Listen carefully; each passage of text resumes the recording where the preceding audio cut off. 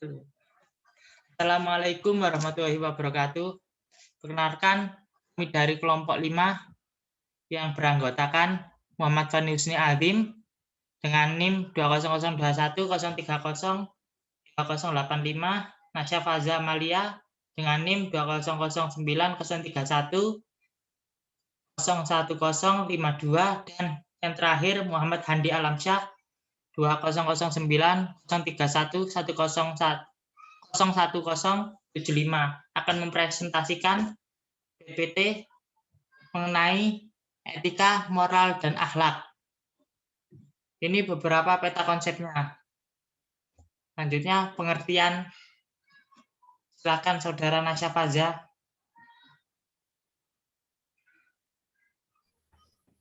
Pengertian etika, moral, dan akhlak. 1. Pengertian dari etika. Secara etimologi, etika berasal dari bahasa Yunani kuno yang terdiri dari kata etikos yang berarti timbul dari kebiasaan. Artinya, segala sesuatu di mana dan bagaimana cabang utama filsafat yang mempelajari tentang nilai atau kualitas yang menjadi studi mengenai standar dan penilaian moral. Dalam Kamus Umum Bahasa Indonesia, etika diartikan sebagai ilmu pengetahuan tentang asas-asas akhlak. 2. Pengertian dari moral. Secara etimologi, moral berasal dari bahasa Latin yaitu mores, jamak dari kata mos yang berarti adat kebiasaan. Dalam Kamus Umum Bahasa Indonesia, dikatakan bahwa moral merupakan penentuan baik dan buruk terhadap perbuatan dan kelakuan. Moral selalu dikaitkan dengan ajaran baik dan buruk yang diterima umum atau masyarakat. Yang ketiga, pengertian dari akhlak. Secara etimologi, akhlak berasal dari bahasa Arab yang merupakan bentuk jamak dari kata khuluq yang berarti budi pekerti, perangai, tingkah laku, atau tabiat.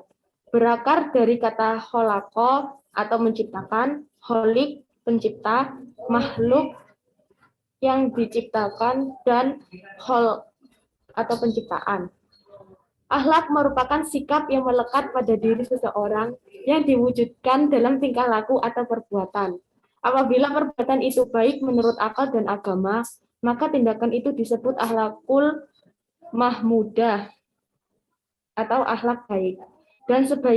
Dan sebaliknya, apabila perbuatan itu buruk disebut akhlakul mazmumah. Baik buruknya akhlak didasarkan pada sumber nilai, yaitu Al-Quran dan Sunnah Rasul. Next.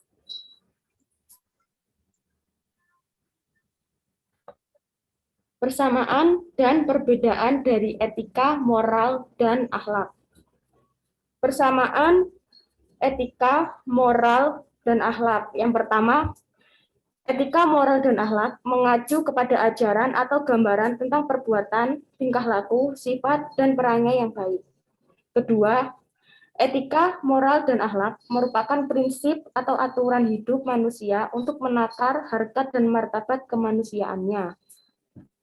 Sebaliknya, semakin rendah kualitas etika, moral, dan akhlak seseorang atau sekelompok orang, maka semakin rendah pula kualitas kemanusiaannya. Yang ketiga, etika, moral, dan akhlak seseorang atau sekelompok orang tidak semata-mata merupakan faktor keturunan yang bersifat tetap dan konstan, tetapi merupakan potensi positif yang dimiliki setiap orang. Untuk pengembangan potensi positif tersebut, diperlukan adanya pendidikan, pembiasaan, dan keteladanan, serta dukungan lingkungan, mulai dari lingkungan keluarga, sekolah, dan masyarakat, secara terus-menerus berkesinambungan dengan tingkat keajekan dan konsistensi yang tinggi.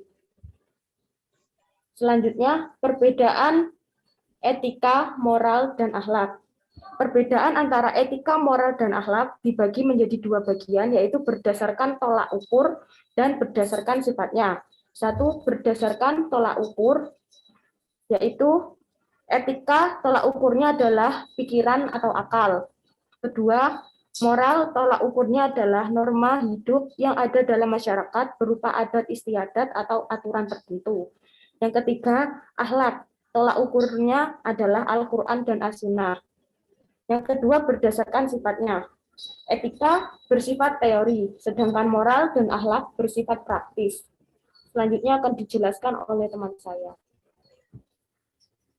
Macam-macam etika, moral, dan akhlak. Yang pertama, etika.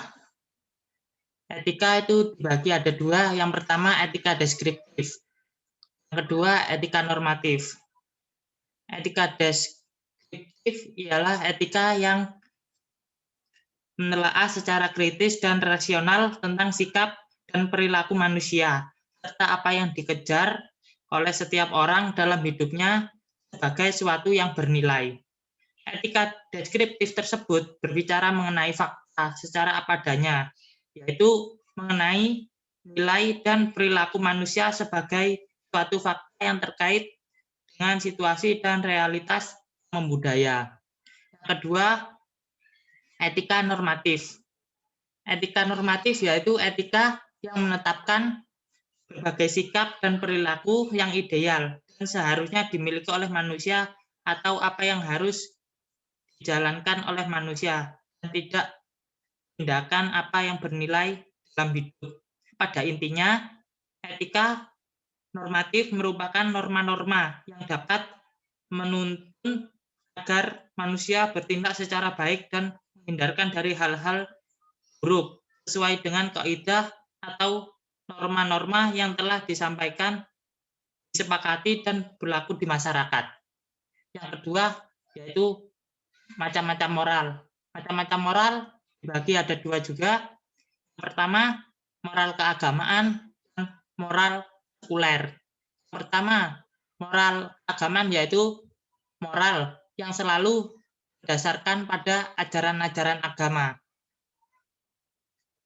Yang kedua, moral sekuler. Moral sekuler yaitu merupakan moral yang tidak berdasarkan pada ajaran agama Islam dan semata-mata bersifat duniawi. Kemudian macam-macam akhlak. Yang pertama, akhlak baik atau akhlak mahmudah. Yang kedua, akhlak buruk tercela atau akhlak mazmumah. Yang pertama, akhlak mahmudah atau akhlak baik merupakan suatu perbuatan yang baik kepada Tuhan, sesama manusia, dan makhluk-makhluk lainnya. Yang kedua, akhlak buruk atau tercela, atau bisa disebut dengan akhlakul mahmudah merupakan satu perbuatan yang buruk atau tercela kepada Tuhan, sama manusia, dan makhluk yang lainnya. Dampak modernisasi dan globalisasi terhadap etika, moral, dan akhlak para pemuda-pemudi bangsa. Globalisasi ini, modernisasi merupakan suatu proses transformasi dari suatu perubahan arah yang lebih maju, meningkat berbagai aspek kehidupan. Globalisasi berarti suatu proses masuk ke lingkungan dunia. Modernisasi dan globalisasi dapat mempengaruhi sikap pemuda-pemudi bangsa dalam bentuk positif maupun negatif. Berikut penjelasannya sebagai berikut. Sikap positif, penerimaannya secara terbuka atau open-minded, lebih dinamis, tidak terbelenggu hal-hal yang bersifat kolot. Pola pikir yang kedua, pola pikir pemuda-pemudi bangsa ini lebih cerdas dan tidak sulit mendapatkan pendidikan karena hampir seluruh wilayah sudah disamaratakan terhadap dunia pendidikan. Yang ketiga, mengembangkan sikap antisipatif dan selektif, kepekaan dalam menilai hal-hal yang akan atau sedang terjadi. Yang kedua, sikap negatif. Yang pertama, menjadi tertutup dan was-was atau bisa disebut apatis. Yang kedua, acuh tak acuh. Yang ketiga, kurang selektif dalam menyikapi perubahan modernisasi dan menerima segala cara bentuk hal-hal baru tanpa adanya proses filterisasi. Yang terakhir, mudah terjadinya segala bentuk penyimpangan dan lain sebagainya. Kemudian kesimpulan yang akan dibawakan oleh Saudara Alam. Persilahkan. Berikutnya kesimpulan.